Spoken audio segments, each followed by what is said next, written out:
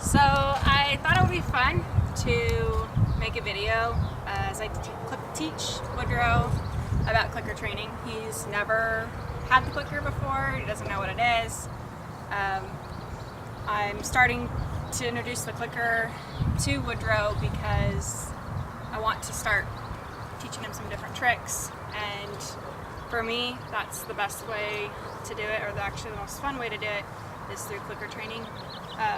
Twister knows a lot of different tricks. Haven't started with Woodrow yet, but I'd like to, so we're going to introduce the clicker to him today, and I figured maybe some of you would be interested in how I do that, so I'm making this video for you guys to watch.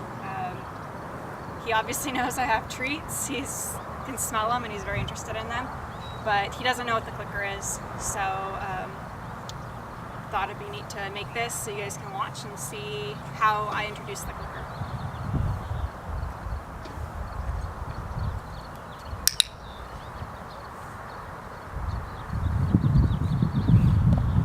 One thing that's really important is to give a click and then give food, and not give it at the same exact time, because you want them to associate noise and then the treat, because the clicker is meant to be a reinforcement, not necessarily the reward, but the reinforcement of it.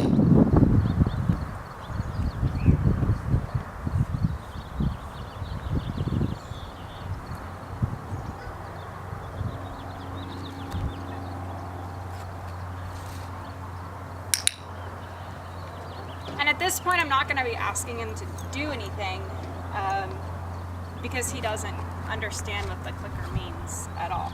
I'm only asking him to back up because he's crowding me a little bit, and I want him to give me a little bit more space than what he is. He's just so interested in the treats that he can't handle himself. But definitely don't ask him to do anything when you're introducing the clicker. That defeats the purpose of introducing the clicker.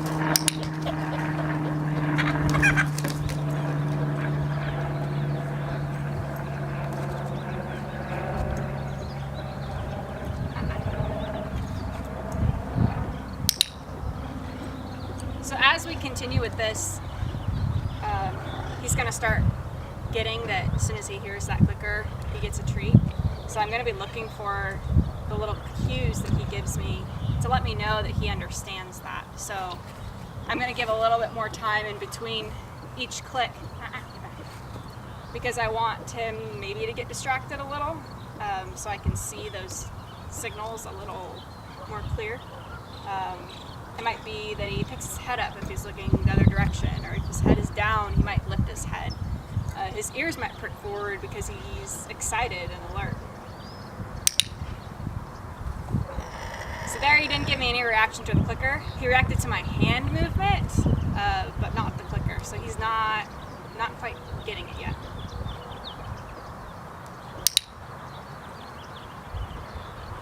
It does take time. This is something that requires a lot of patience. It's really quiet. It's not very thrilling at first. Just takes a lot of patience.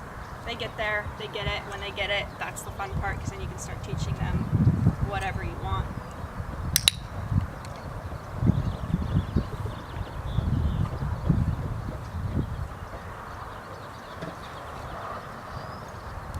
Back. Get back.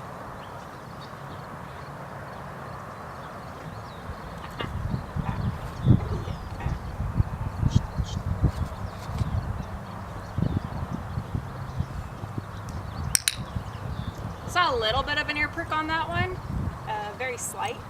He might be just starting to pick it up.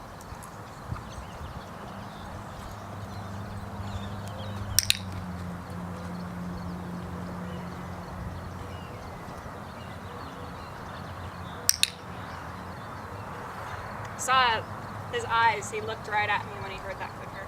You probably couldn't see it in that video.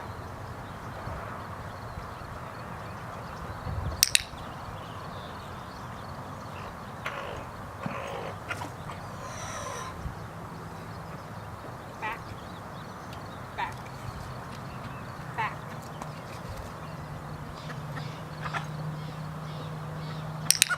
See his head right there? I clicked and he jerked his head just a little because he knew it was time to look for a treat, so he is starting to get it. I'm going to continue to reinforce it. You don't want to stop right now because it's still so brand new, and he's kind of at the point where he's like, I think that's right, but am I? So sometimes he might not respond to the clicker. So you've got to reinforce it until it's way obvious that they get it.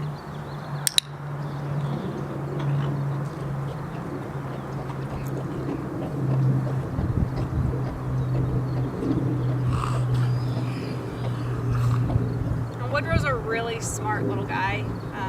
Not every horse is going to pick it up this fast. Twister, as good as he is, he didn't pick it up quite as fast. Twister's not the smartest horse. Twister is a horse that has more heart and try than I've ever encountered, but not necessarily the smartest. Woodrow is extremely smart, maybe lacks a little bit of that willingness, but I can work with either. I can work with a lot of willingness and I can work with a lot of brains, but they'll both get the job done. It's just that it's going to be a little bit different approach, and maybe one's going to take a little longer, but where one may take a longer period of time to learn something, the other and something else might take a little longer. So each horse has their pros and cons, but that's why this is fun, because they're each their individual.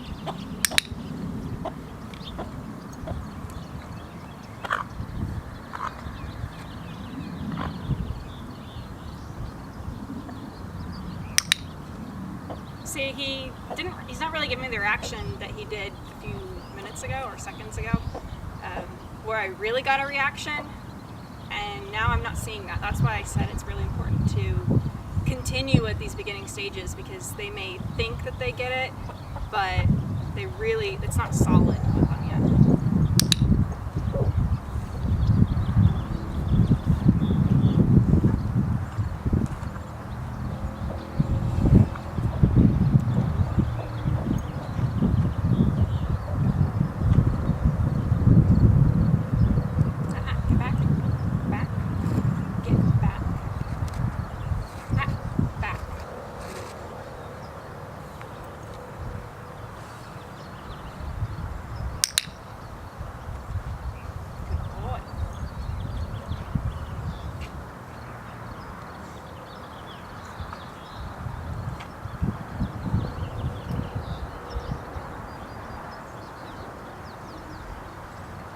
So now I'm waiting for him to look away, maybe get a little distracted, because I want to test that idea of whether or not he really gets it. Back. Back.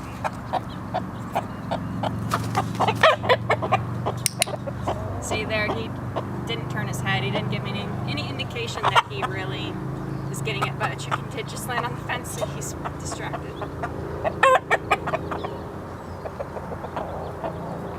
But when they're really solid with that clicker, they want that treat so bad that any distraction they should give you a reaction.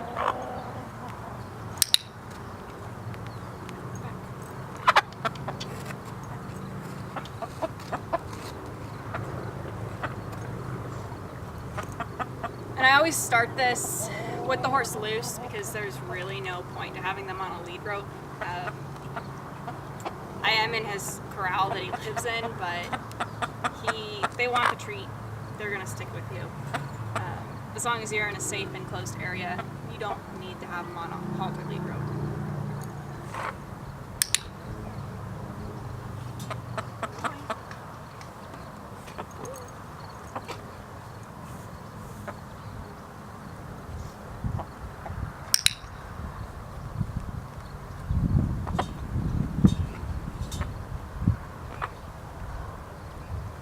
Meanwhile, Twister's next door, begging for treats right now. He hears the clicker and he's wondering why he's not getting anything.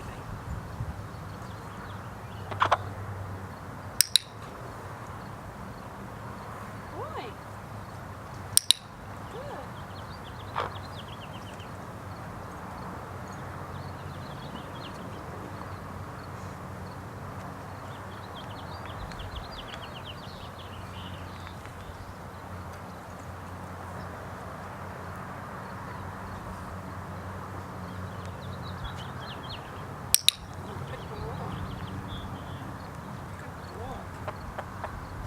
be a good idea if you're going to start clicker training your horse to have multiple types of treats.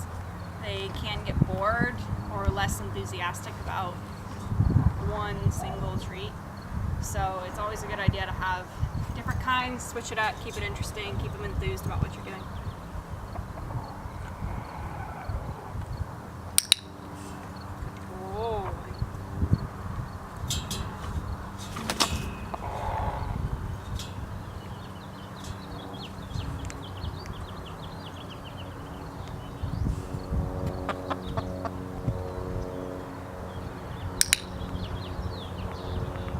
So now that you kind of get the idea of how we get this started, I'm going to go ahead and turn the video off.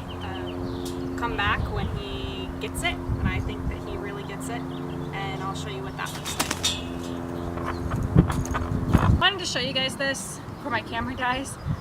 Woodrow gets it now. It's been about 5 minutes after shutting the video off. I'm going to click, pause, and you'll see his reaction.